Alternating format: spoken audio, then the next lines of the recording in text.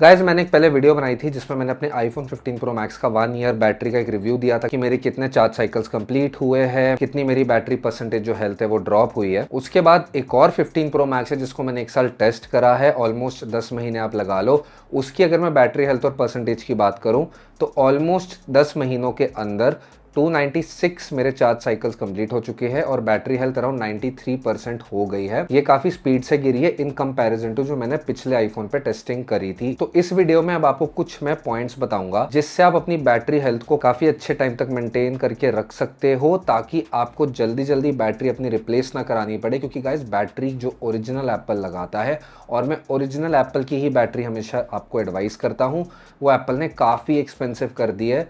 जो top and phones है उनकी 10-10 हज़ार रुपये की बैटरी है, और जो टॉप एंड नहीं भी है जैसे आईफोन 16 वगैरह भी हो गए, वो भी गाइज आपको 9,000 रुपये की बैटरी उसकी देखने को मिलती है। तो अगर 2-2.5 साल के अंदर ही आपकी बैटरी हेल्थ गाइज 80% से नीचे चली जाती है तो आपको एक काफ़ी एक्सपेंसिव फिर प्राइस देनी पड़ती है, एक एक्सपेंसिव फ़ी देनी पड़ती है अपनी बैटरी रिप्लेस कराने की। मैंने ये जो आईफोन टेस्ट किया है इसको 10 महीने मैंने बहुत यूज़ किया है, और मैंने इसको बहुत ज़्यादा चार्ज किया है, मैंने पूरी रात चार्ज किया है। तो मैं आपको वो चीज़ें बताऊंगा जो आपको नहीं करनी है, और वो चीज़ें बताऊंगा जो आपको करनी है, ताकि आपकी बैटरी हेल्थ एक लंबे टाइम तक निकल सके और आप अपने फ़ोन को एक बेटर वैल्यू पे रीसेल कर सको जब आपने नया फ़ोन अपग्रेड करना हो। बिकॉज आजकल लोग बैटरी हेल्थ बहुत ज़्यादा देखते हैं, और अगर 80% के नीचे आपकी बैटरी हेल्थ गिर जाए फ़ोन को रीसेल करते समय तो आपको उसकी वैल्यू भी कम मिलती है। तो हम सबसे पहले डिस्कस करते हैं कि आपको क्या क्या नहीं करना चाहिए। तो गाइस सबसे बेसिक एडवाइस तो यही है कि आपको एप्पल का ओरिजिनल चार्जर, एप्पल की ओरिजिनल केबल यूज़ करनी चाहिए। अब देखो जो अभी जितने भी आईफोन्स वगैरह आ रहे हैं वो सारे USB-C के केबल्स के आ रहे हैं, तो ऐसा नहीं है कि आप कोई और USB-C केबल नहीं यूज़ कर सकते हो।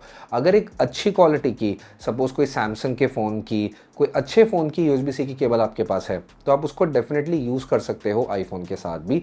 बट जो बहुत ही ज़्यादा लो क्वालिटी की केबल्स आपको अमेजॉन वगैरह पे मिलती है, जो बहुत सारे लोग खरीद लेते हैं या अपनी गाड़ियाँ वगैरह में लगा लेते हैं, वो केबल्स आपने अवॉइड करनी है। दूसरी चीज़ है अडेप्टर, तो मैं आपको एडवाइस करूंगा कि आप एप्पल का ही ओरिजिनल यूज़ करो, या कोई भी MFI सर्टिफाइड जो मेड फॉर आईफोन वाले अडेप्टर्स होते हैं आप वो यूज़ करो। एंकर, बेल्किन वगैरह के आ जाते हैं। बट एप्पल का भी जो अपना खुद का 20 वॉट का अडेप्टर आता है गाइस, उसकी प्राइस कुछ बहुत ज़्यादा एक्सपेंसिव नहीं है। अब तो वो डिस्काउंट्स वगैरह पे आपको 1200, 1300, 1400 तक का भी मिल जाता है। तो प्लीज़ अडेप्टर ओरिजिनल यूज़ करो। वायर अगर किसी और फ़ोन की यूज़ कर रहे हो तो वो ओरिजिनल वायर हो, और वो एक अच्छे फ़ोन की, एक अच्छी कंपनी की वायर हो। सैमसंग हो गया, वन प्लस हो गया, कोई भी एक अच्छे एंड्रॉयड की वायर हो। दूसरी चीज़ जो आपको नहीं करनी है वो ये है कि आप हर रोज़ पूरी पूरी रात 10-10 घंटे अपने फ़ोन को चार्जिंग पे लगा के सो जाओ। देखो एप्पल ने एक फीचर अब आपको दे रखा है जिसके अंदर आप बैटरी की सेटिंग्स में जाके एक लिमिट सेट कर सकते हो, 80%, 90%, 100%, जिस पे आपकी जो चार्जिंग जैसे ही पहुंचेगी वो अपने आप बंद हो जाएगी। अगर आपको आदत है रोज़ रात को अपने फ़ोन को चार्जिंग पे लगा के सोने की, तो 85% से 90% पे आप उस लिमिट को जाके सेट कर दो। इससे क्या होता है कि जो लास्ट में जो 10% आपकी बैटरी चार्ज होती है, वहाँ पे सबसे ज़्यादा आपकी जो बैटरी है वो पावर कंज्यूम कर दी है, और वो टाइम भी सबसे ज़्यादा लेती है चार्ज होने का, और वहीं पे आपकी बैटरी हेल्थ में सबसे ज़्यादा प्रॉब्लम्स आती है लॉन्ग टर्म में। तो आपने 90 से 100% अपने फ़ोन को नहीं चार्ज करना है, आपने उसकी जो लिमिट है उसको अपने 80% पे सेट कर देना है। अगर आप ओवरनाइट नहीं चार्ज करते हो, आप दिन में सपोज सुबह चार्ज करते हो या आप शाम में चार्ज करते हो, तो गाइज आपने ये ध्यान रखना है कि आप स्टिल 85-90% को मत क्रॉस करो। वंस इन अ वाइल आप 100% तक चार्ज कर सकते हो, बट आप ट्राई करो कि 90% की लिमिट आप हमेशा सेट करके रखो। और यहीं पे एक और चीज़ जो आपने नहीं करनी है वो ये है कि आपका फ़ोन की बैटरी डेड होए frequently.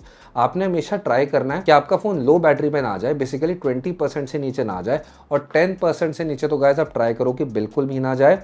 Once in a while अपने फ़ोन को ऑफ करके ऑन करो। उससे क्या होता है, आपकी रैम प्रॉपर क्लियर हो जाती है, पीछे जो भी कैशे वगैरह होता है वो सारा क्लियर हो जाता है, तो बैकग्राउंड टास्क वगैरह भी सारे एक बार ऑफ हो जाते हैं। बट अपने फ़ोन को डेड मत होने दो।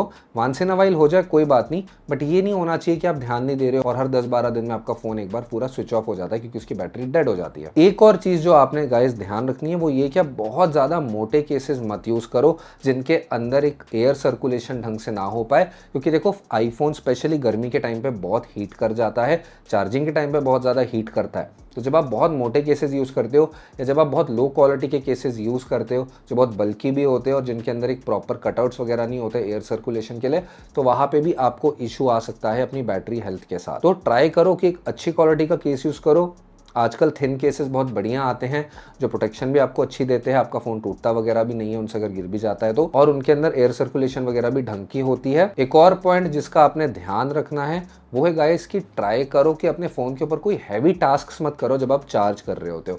ये नहीं कि आप फ़ोन के ऊपर जैसे नॉर्मल इंस्टाग्राम यूट्यूब वगैरह स्क्रॉल कर रहे हो, वो भी नहीं कर सकते हो, कर सकते हो, नॉर्मल चीज़ें कर सकते हो, कॉल पे बात कर ली, व्हाट्सएप यूज़ कर लिया, फेसबुक यूज़ कर लिया, इंस्टाग्राम यूज़ कर लिया।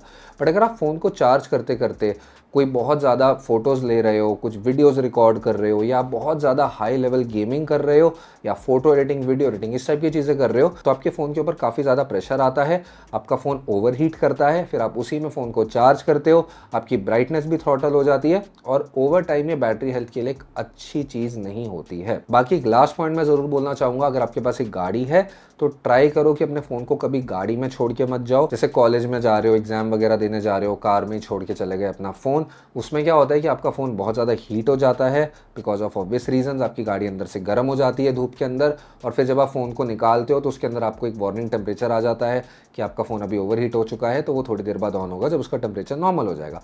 तो इस टाइप की सिचुएशंस को अवॉइड करो, फ़ोन को ट्राई करो कि एक अच्छे टेम्परेचर में रखो। एसी है घर में, अपने रूम में एसी है, तो जब अपने फ़ोन को चार्ज कर रहे हो तो एसी ऑन रखो, डिपेंडिंग ऑन जो भी है गाइस, आपके लिए जो भी पॉसिबल है। फ़ैन है तो फ़ैन चला लो, उस हिसाब से ट्राई करो कि एक टेम्परेचर आप मेंटेन करके रख सको अपने फ़ोन का। बाकी गाइस कुछ बहुत ज़्यादा आपको ध्यान देने की नहीं ज़रूरत होती है। कुछ लोगों को बड़ी गंदी आदत होती है बार बार अपनी बैटरी परसेंटेज देखने की, मैं आपको एडवाइस करूँगा कि वो आप ना देखो। जो आपकी बैटरी परसेंटेज और आपके जो चार्ज साइकिल्स दिखाता है वो कभी कभी कैलिब्रेट होने में टाइम लेते हैं, तो आप पैनिक मत करो उसको देख के। अगर आपकी बैटरी हेल्थ, आपने नया फ़ोन लिया है और 1 डेढ़ महीने के अंदर ही 2 3 4% गिर जाए, तब आप मान सकते हो कि आपकी बैटरी में कोई इशू है, वरना आपको इतना बार बार ऐसे बैटरी हेल्थ को चेक नहीं करना चाहिए। हर 2 3 महीने में एक बार चेक कर लो, और जो स्टेप्स मैंने बताया अगर आप उनको फॉलो करोगे तो आपकी बैटरी की लॉन्जेटिविटी बढ़ जाएगी, और रीसेल के टाइम पे आपको अपनी फ़ोन की वैल्यू भी बेटर मिलेगी, आपको बैटरी भी चेंज नहीं करानी पड़ेगी। जो आईपैड्स और मैकबुक्स है उनके अंदर आपको इतना दिमाग नहीं खराब करना पड़ता है, बिकॉज आईपैड और मैकबुक के अंदर बैटरी का साइज़ बड़ा होता है, तो वो इतनी जल्दी उनकी बैटरी हेल्थ नहीं गिरती है। मेरे पास एक आईपैड प्रो है, 1 साल से यूज़ कर रहा हूँ मैं उसको, अभी तक 100% बैटरी हेल्थ पे ही है। जबकि आईफोन 15 प्रो मैक्स में 2 बार टेस्ट कर चुका हूँ एक एक साल के गैप में, और उन दोनों की बैटरियाँ 7 से 8% गिर गई थी मेरी 8 से 10 महीने के अंदर। तो गाइस उम्मीद है आपको इस वीडियो से कुछ गाइडेंस मिली हो, कुछ हेल्प मिली हो अपनी बैटरी हेल्थ को मेंटेन करने के लिए। कोई भी क्वेश्चन है, कमेंट्स है, तो प्लीज़ नीचे कमेंट सेक्शन में लिखिएगा। वीडियो अच्छी लगी तो लाइक और सब्सक्राइब कीजिएगा। वीडियो देखने के लिए शुक्रिया दोस्तों।